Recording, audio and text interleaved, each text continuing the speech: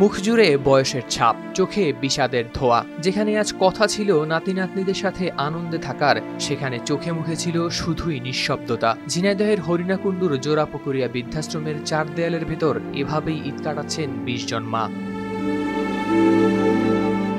বয়সের ভারে সন্তানদের নিকট এই মায়েরা হয়েছেন বোঝা, তাই আজ ঈদের দিনেও কেউ নেয়নি তাদের খোঁজ। বৃদ্ধাশ্রমের 4 দেয়ালের মাঝে মুখ লুকিয়ে নীরবে চোখের পানি ফেলেই চলে যায় তাদের জীবন। তাদেরই একজন রহিমা বেগম, 3 ছেলে ও 1 মেয়ের মা। সন্তানদের শিক্ষিত করে গড়ে তুলে করেছেন চাকরির ব্যবস্থা, দিয়েছেন বিয়েও। কিন্তু হঠাৎ স্বামী মারা যাওয়ায় অসুস্থ হয়ে পড়েন তিনি। সন্তানদের অত্যাচারে ঠাঁই হয় এই বৃদ্ধাশ্রমে।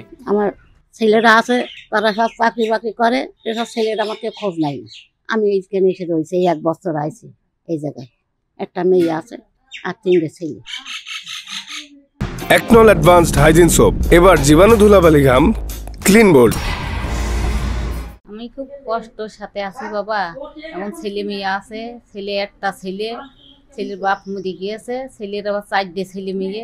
খুব কষ্ট, এই দাইয়েছে কি কষ্ট বা আমার কর মতন নেই। প্রতি গেলে খুব কষ্ট লাগে। এখন এর জন্য কি বলবো। ঈদের দিন সকালে বৃদ্ধাশ্রমে গিয়ে কথা হয় এইসব মায়েদের সঙ্গে, যারা নিজেদের মধ্যে গল্প করে পার করছেন দিনটি। এই মায়েদের একজন সুফিয়া বেগমের কাছে ঈদ কেমন লাগছে জানতে চাইলে হাউমাউ করে কেঁদে ওঠেন। শুধু একটি কথাই বলেন, আমাদের মতো সন্তান যেন আর কারো না হয়।